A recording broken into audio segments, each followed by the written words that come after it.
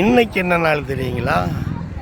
இன்று பிப்ரவரி 14, அதாவது பிரீத்தி நரேஷ்குமார் அவர்களுடைய திருமண நாள்.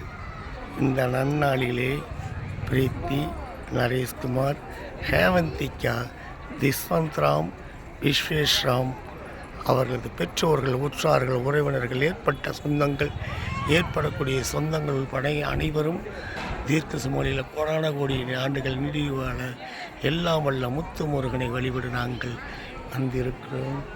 அனைவரும் அருளால் அவர்கள் பல்லாண்டு பல்லாண்டு பல்லாயிரம் கோடி ஆண்டுகள் நீடுஒளி வாழ்க வாழ்க வாழ்க.